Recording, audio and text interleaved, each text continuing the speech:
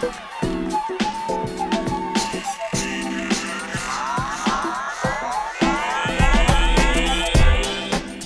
I'm Ruthana Foulkes, Director at TU-Automotive, and I'm here at Insurance Telematics Europe. And today I've got Kenny Leitch with me, who is the Global Telematics Director at RSA. So welcome, Kenny. Thank you very much. Great to have you here today. It's great to be here.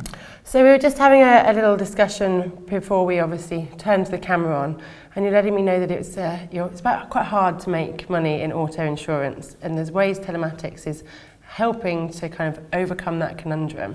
Would you like to share a little bit more on those thoughts? Sure.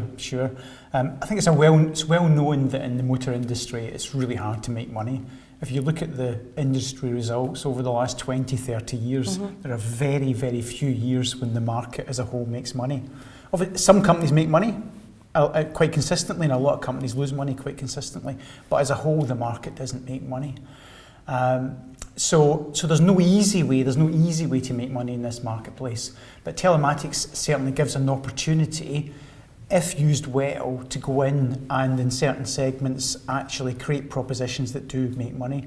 And I'm on stage tomorrow, as you know, and my key message there will be, yes, we can do lots of nice things with the proposition and underwriting and pricing, and we do that, but one of the areas I think we have to get much better at is in the claims side, and I think there's lots of opportunity there. So particularly telematics done in a certain way can help you identify when an accident has happened, and allows us as an insurer to go in and take control of the incident, help the customer when they're actually there at the scene of the accident, help them deal with it, and then take control of the incident and manage it for the customer, which actually in turn helps keep the indemnity costs down. Okay. And it keeps other people away from the accident as well, claims management companies and other people who can help to inflate costs. Okay. So there's big benefits there on the claims side, but we've all got to get better at pursuing those, I think. So there's obviously the claims side of things, where it's at the scene and the actual time frame of the claim, I guess, and helps kind of save costs, and where the vehicles go to get repaired and all those types of things. There's the other side of claims when it comes to actually having put the claim in and analysing the data to what really happened. I mean, is that all part and parcel of the same thing, or how would you kind of, bring that into the fold to kind of make/save money? Yeah, that is very true. We are limited at the moment to some extent in the UK as to how much we can use the data in terms of trying to assess liability and to argue around things like whiplash. There's much more established precedents and rules and legislation in the likes of Italy around being able to see if a car has been travelling below a certain speed. Then there's legislation that says if it's below that certain speed, then you cannot have had whiplash from that incident. Okay. And they argue that quite successfully. In the UK, we haven't got legislation that allows us to do that. I hope in due course we can establish some of those positions, and we can help eliminate some of the fraudulent claims activity around whiplash. However, we can use it, and we do use it to help us with some liability decisions. And actually, it's really good for fraud too, and it's really good for theft recovery. We've got some great stories about how we've been called by the police or by a policyholder to say their car's just been stolen, and we've recovered it in less than 20 minutes. Right, because we can actually look on a system and we can see what the car is. Okay. And we've actually got one story. I'll tell it tomorrow on stage about. There was actually an ongoing dialogue with the police, and we directed the police into where the car was, and it was from the first call from the policyholder to the police actually recovering the car was 16 minutes. Oh wow! And there was an arrest made at the back end of it. Oh great! So that's great, and there's some really good stories around how we can help people at the scene of the accident as well.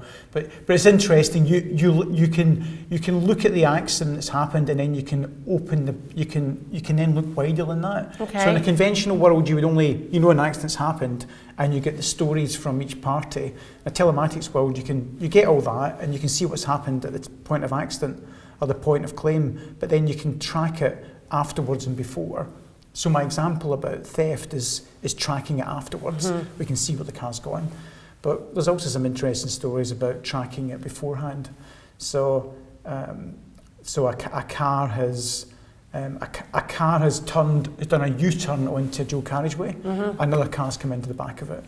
That's the claim. Right. And then we open it up and we see that the car that did the U-turn sat waiting to do a U-turn for almost 10 minutes. I thought that's a bit odd. Mm-hmm.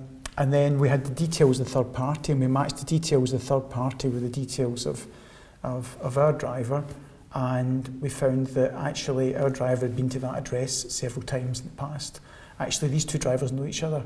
So that car was waiting to turn right. He was waiting for this car to come along. So he pulled out in front of it, so their car went into the back of it. Staged accident. Oh my goodness. So by opening the data, you can begin to spot things which might tell you that something wasn't quite right about that accident. Gosh, that's interesting. And you would never tell that from in a conventional world. Now those are extremes, and those are there's not a lot of those, but it's important to catch them and try and get them out of the system, because no one wants that kind of behaviour. No, of course. I mean, when you started off talking about this at the start of kind of the interview, you kind of said that you see claims as being an area that can really open up opportunities for increased revenue.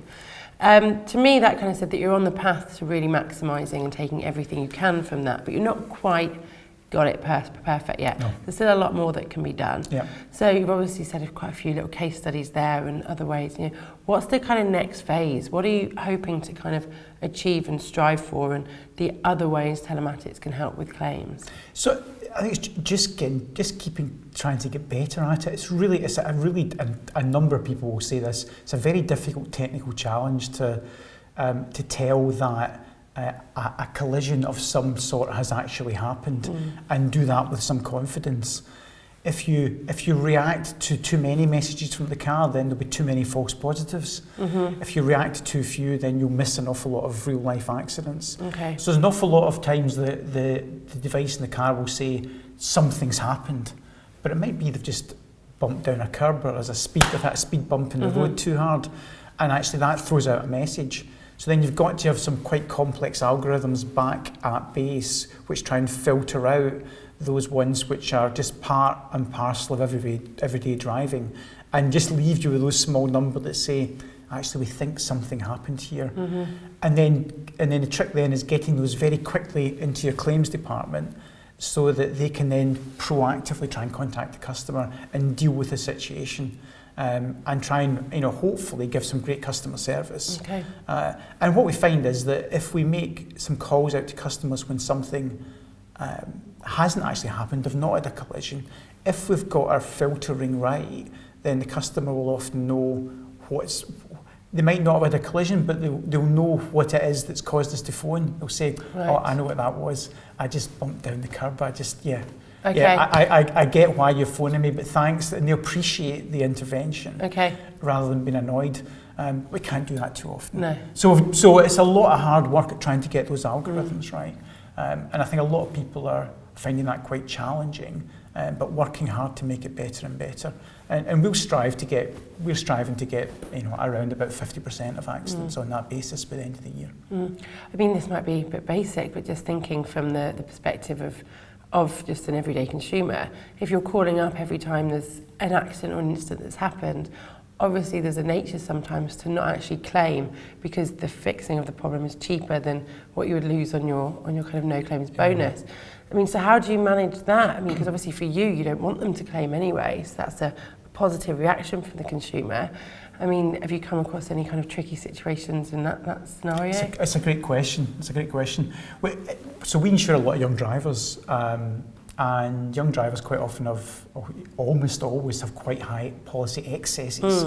So they'll pay the first £600, £700, £800 of any claim, and young drivers quite often not driving cars that are that valuable. Yeah. So quite often we'll find that the policyholder doesn't want to make a claim about the damage to their own car. There might be a third party involved and they'll want to make a claim. Okay. So it is trying to manage that, and the policyholder will have that option to not pursue it if they want to. So it's just having a dialogue. Another interesting story is the very first proactive call we made to a customer. It was a reasonably serious accident. We could see from the data we thought it was a reasonably serious accident, and we phoned the customer. They hung up on us twice in very quick succession. And then we clicked that the customer was just in a bit of a flap. They were in an accident. They had a phone call coming through and they just kept getting rid of it. So we texted them to say, look, we're your insurer, we're phoning to help you. And they phoned us back immediately. Right, okay. And we helped them through it. Because we're dealing with young drivers, a lot of them, I mean, a lot of us don't know what to do when we've had an accident. No. Because we have it so infrequently. Parents going to kill me. But if you're only 17 or 18, you've got no, it's never happened to you. You've got no idea, you haven't a clue what to do. So we're trying to give those people the help through that situation. But this was a great example of it got us to think differently about how we contact customers. Right, okay. Because they just didn't want to speak to us until they knew who we were, and then okay, you can help us now. It's a learning curve, isn't it? It's a learning curve about how to have that conversation, what to say, how to make sure that we don't spook the customer, and we make sure that they understand the choices they've got, like not pursuing the claim, which is an option. Obviously they can do that. So over the years we've seen obviously the development of usage-based insurance products from looking R&D. I remember back in 2010 we were talking about you need to be able to talk in real dialogue with the insurer and the technical guys, and it was building those relationships. And we've seen it go through the product stage, the pilot stage. We've seen it go through to consumer and to marketing. And at each stage, the next bit was always touched upon. And last year, claims was touched upon, and this year, it's actually a big part of what we're talking about here today. I mean, what's after claims? What's the next phase that UBI is going to have to go through, that we're going to have to consider that is going to either disrupt the market more or add value to the insurer or the customer? God, what a great question. What a big question. I think it's probably a combination. It's no one thing, it's a combination of things. I think if you look at the UK market, telematics is mainstream in young drivers. It's really hard to get numbers. We think 30 to 40% of young drivers are buying a telematics product. It's mainstream. We think probably half of all young drivers, if they go for a quote, it'll be the cheapest quote they get. Yeah. But step outside of young drivers and the penetration is tiny. So it really is niche. It's mainstream in a niche part of the market. So the big challenge, and one of the things we're looking at RSA, and something that I know everyone else will be looking at, is how do you move it into non-young driver segments? And that requires getting the proposition right and getting the economics right. And getting economics right will mean it's a different device solution. So it can't be someone turning up to fit a box in the car. That's far too expensive. It has to be a different solution. So we think mobile will have a big part to play. Okay. And because we think mobile, you can do an awful lot with a mobile device. So we think that's a key part of the future. But then also just getting the proposition right. How do you tap into customers who will want to have some sort of monitoring device, and getting that proposition right that encourages them to buy is I think the big challenge. Those people who think they're overpaying for their insurance, accessing them with a device that's economic and a proposition that really switches them on, that's going to be the key, I think, to then opening up that new segment. And how far away do you think that is in terms of time? I mean, could you take a stab? There are some propositions out there now that we're not live. I hope that we'll be live before the end of this year. That's in my internal business plan, that we will be underwriting a product, possibly not our own, possibly a broker product that's in that space.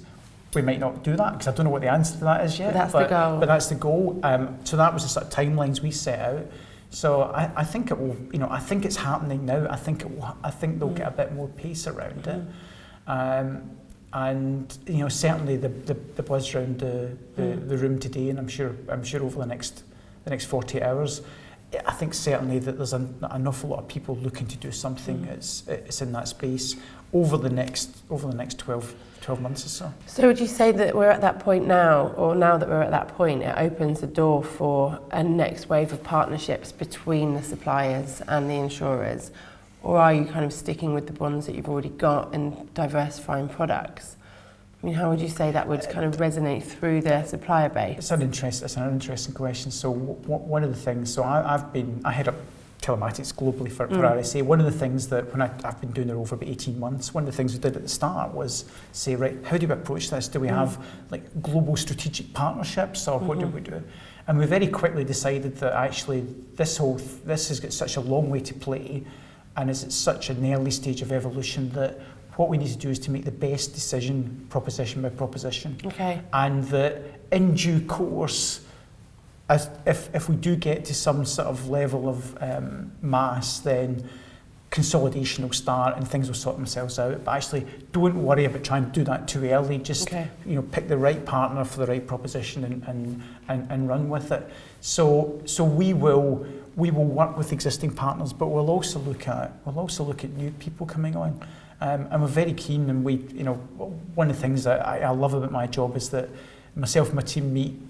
We'll have 2 or 3 conversations a week with people out there who have got great new ideas, who are doing from all sorts of different industries, who are doing things to potentially innovate and disrupt in the insurance market. And that's great because it keeps you thinking fresh, it keeps you on your toes, and you've got to be open to those opportunities. I agree. Well, I think that's a great point and food for thought to finish on there. But thank you for your time today, and thanks for your insights. Thank you, Ruthana.